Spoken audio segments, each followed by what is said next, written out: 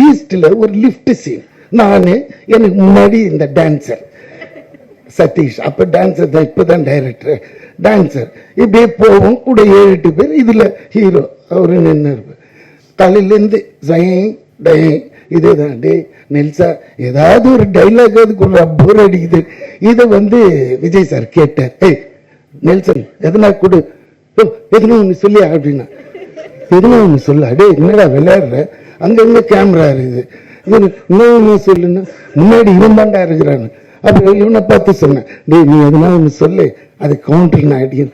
அதே மாதிரி இவன் சாவ போறோம், எது வில்லன் கையில், அந்த நேரத்தில் இவர் ஒன்று போடுவார், அதுக்கு விட்டங்க, டேய் யாரா நீ சாகும்போது இப்படி ஒரு காமெடி பண்ற, தெய்வீக குழந்தைடான்ட்டு அந்த கடைசியில் சார் அந்த தூணுவங்க.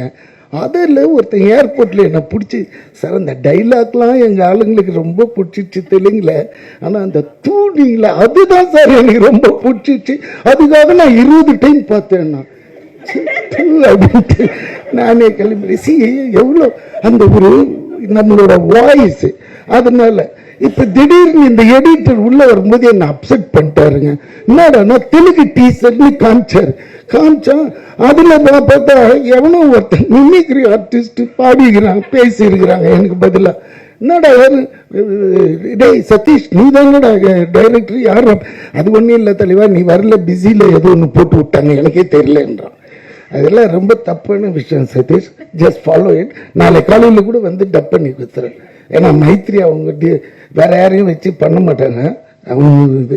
இல்லை இதுதான் இதை சொல்ல வந்தேன். அதுக்கப்புறமா இப்போ கம்பேக் டு கிஸ்,